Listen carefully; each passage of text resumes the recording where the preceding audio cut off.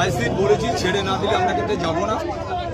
শাহজাহান মোল্লা এখানে গাদ্দারি দেখেছে, যা যদি মনে করে গাদ্দারি হাত চালিয়েছে।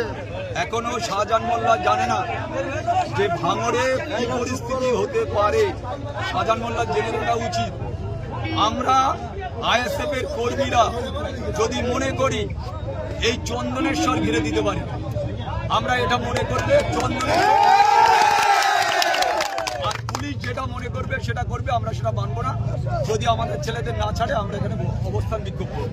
ভাঙড়ে আজকে শওকত মোল্লা প্রচারে গেছিলেন, সেখানে ভাঙড়ের মানুষ তাকে চোর চোর স্লোগান দিয়ে তাড়িয়েছে, কি বলবেন এটা নিয়ে? ওটা ওর হবে তো, ওর ওটা পাওনা যেটা সেটা ওর হবে।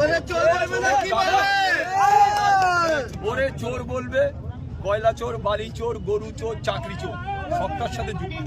এখানে আপনারা চন্দনেশ্বরে আপনাদের কর্মীদের উপর মারধর করার অভিযোগ তুলছেন আপনারা, ওদিকে তৃণমূল তারা অভিযোগ করছে যে আইএসএফ এর ছেলেরা চণ্ডীহাটে, ভাঙড়ের চণ্ডীহাটে আইএসএফ এর ছেলেরা তৃণমূলকে মেরেছে। সেটা আমি এখনো খবর পাইনি, খবর পেলে সঠিক। এই যে আপনাদের কর্মীদের মার খেলো চন্দনেশ্বরে, আবার পুলিশ আপনাদের ছেলেদের আটকাছে, কি করবেন এখন? এখন আমরা আছি, আইসি বলেছে ছেড়ে দেবো, না ছাড়লে আমি এখান থেকে উঠবো। এখন রাস্তায় অবরোধ থাকবে, একদম এইভাবেই থাকবে।